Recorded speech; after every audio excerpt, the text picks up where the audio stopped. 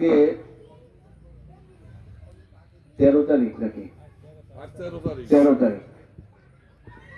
আগামীকাল 14 তারিখ, মানে শাবানের আগামীকাল শাবান মাসের অর্ধেক হয়ে যাচ্ছে।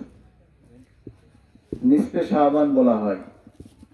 আমি আপনি জানি যে এই মাসের মধ্যে একটা রাত, গুরুত্বপূর্ণ একটা রাত। কিছু রাত আছে গুরুত্বপূর্ণ, কিছু দিন আছে গুরুত্বপূর্ণ, আছে না বলেন? জুমার দিন আর মঙ্গলবার এক মর্যাদার না। শনিবারের রাত আর লাইলাতুল কদরের রাত এক হবে না, যদি লাইলাতুল কদর শনিবারে না হয়। রাসূলুল্লাহ সাল্লাল্লাহু আলাইহি ওয়াসাল্লাম এই মাসকে অনেক সম্মাননা দিয়ে দোয়া করেছেন। এই মাসের আগের মাসেও আল্লাহ তাআলার নবী দোয়া করেছেন যে আল্লাহ বরকত দান করেন, রহমত দান করেন। রহমত বরকত তো এমন একটা নিয়ামত যে আল্লাহ পাক রব্বুল আলামিন যার উপর বরকত দান করেন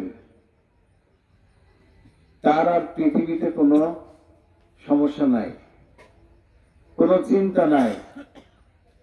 আল্লাহ তাআলার রহমত প্রাপ্ত মানুষদের অনেক কষ্ট হলেও কি আল্লাহ তাআলার রহমত আসলে তার দুনিয়ার কষ্ট না। আল্লাহর হাবিব সাল্লাল্লাহু আলাইহি ওয়াসাল্লাম, আমি আপনি জানি যে আল্লাহ তাআলার শ্রেষ্ঠ নবী, তিনি দুনিয়াতে এসেছেন, মানে দফায় দফায় কষ্ট পেয়েছেন। আসলে শ্রেষ্ঠ হলে তাকে ওরকম কষ্ট করা লাগে, বোঝা যায়, ঠিক না বলেন?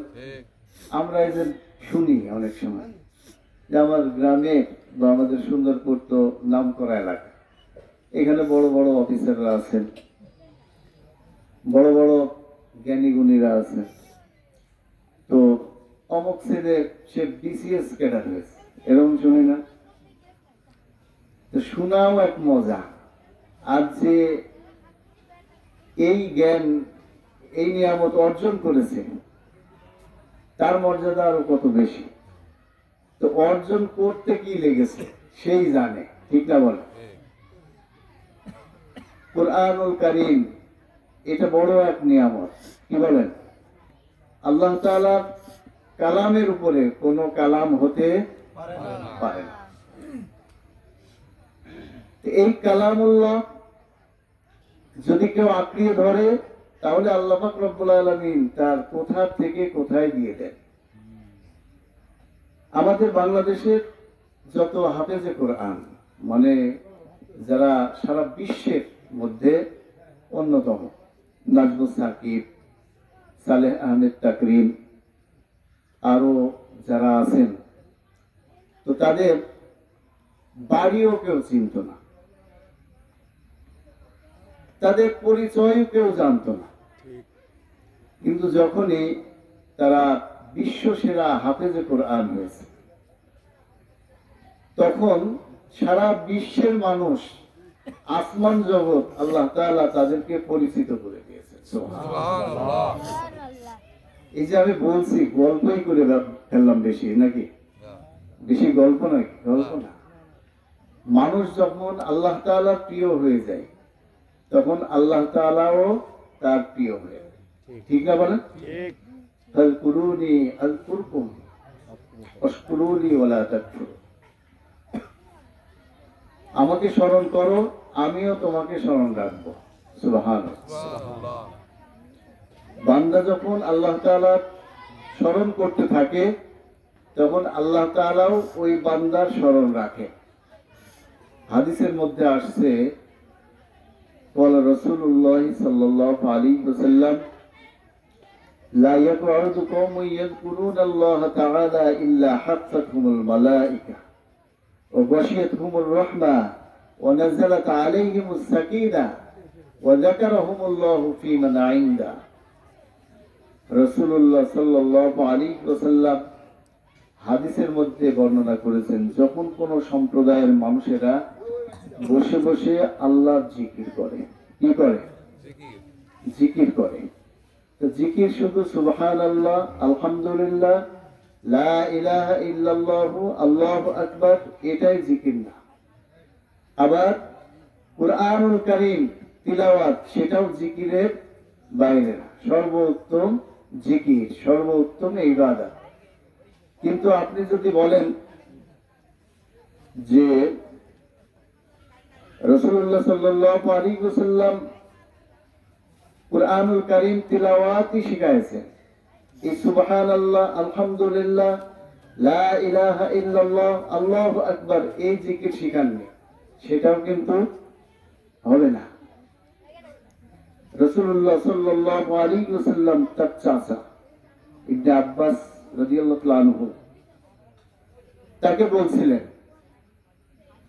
হে ইবনে আব্বাস, আপনাকে আমি একটা নামাজের কথা বলি, সেই নামাজটা যদি আপনি পারেন প্রতিদিন একবার পড়বেন, যদি আপনি পারেন সপ্তাহে একবার পড়বেন, যদি আপনি পারেন মাসে একবার পড়বেন, যদি আপনি পারেন তাহলে বছরে একবার পড়বেন, আর যদি তা না পারেন তাহলে অন্তত জীবনে একবার পড়বেন। সেই নামাজের নাম সালাতুত তাসবিহ। সুবহানাল্লাহ। সালাতুত তাসবিহ, সালাত মানে নামাজ, তাসবিহ মানে তো এই তাসবিহ গুলো। এই নামাজে আল্লাহ পাক রব্বুল আলামিন, বান্দা যদি এই নামাজ আদায় করে, আল্লাহর পিয়ারা হাবিব সাল্লাল্লাহু আলাইহি ওয়াসাল্লাম বলেন যে যে ব্যক্তি এই নামাজ আদায় করবে তার জীবনের সগীরা কবিরা, জানা অজানা, মানে সমস্ত গুনাহকে আল্লাহ তাআলা মাফ করে দেন। নামাজটা কেমন? মানে অনেক উলামায়ে কেরামগণ খুতবা এভাবে সাজাইছে যে এই যে এমন একটা রাত আগামীকাল সূর্য ডুবে যাওয়ার পরেই আসছে, ইযা কানাত লাইলাতুন নিসফি মিন শাবান ফাকুমু লাইলাহা ওয়া সুমু নাহারা, যে যখন শাবানের রাত চলে আসবে, অর্থাৎ আরবি তারিখ, সূর্য ডুবেও যাবে, তারিখ শুরু হয়ে যাবে, যখন এই শাবানের 14 দিবাগত রাত এসে যাবে, আল্লাহ পাক রব্বুল আলামিন বান্দার খুব নিকটে চলে আসেন। সুবহানাল্লাহ। মানে কাছের আসমানে আল্লাহ তাআলা চলে আসেন। এবং হাদিসের মধ্যে আসছে, রাসূলুল্লাহ সাল্লাল্লাহু আলাইহি ওয়াসাল্লাম বলেছেন, ফাইন্নাল্লাহা তাআলা ইয়ানজিলু ফিহা লিগুরুবি শামসি ইলা সামাঈদ দুনিয়া। আল্লাহ পাক রব্বুল আলামিন নিকটবর্তী এসে বলতে থাকে, আলা মিন মুস্তাগফিরিন ফাআগফির লাহ, আলা মিন মুস্তারজিকিন ফাআরযুকহু, আলা মিন মুবতালান ফাউআফিয়াহু ফি, আলা কাযা হাত্তা ইয়াতলু আল ফজর। আল্লাহ তাআলা বলতে থাকে যে হে বান্দারা, তোমরা কে এমন আছো যে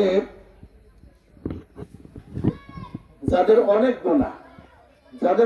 গুনাহ, তারা আমার কাছে ক্ষমা চাইবে, যে আমার কাছে ক্ষমা চাইবে আমি আল্লাহ তাআলা তাদেরকে মাফ করে দেব। এই যে লাইলাতুন নিসফি মিন শাবান, আল্লাহ পাক রব্বুল আলামিন বলতে থাকেন, আল্লাহ পিয়ারা হাবিব সাল্লাল্লাহু আলাইহি ওয়াসাল্লাম হাদিসের মধ্যে বলেছেন, আল্লাহ তাআলা বান্দার নিকটবর্তী হয়ে বলতে থাকেন, তোমাদের মধ্যে কে কে আছো যাদের অনেক শারীরিক অসুস্থতা, তারা তাদের অসুস্থতার জন্য আল্লাহ তাআলার কাছে দোয়া করতে থাকবে যে আল্লাহ, আমার অনেক রোগ, আমার অনেক সমস্যা, তুমি আমার রোগ মুক্ত করে দাও।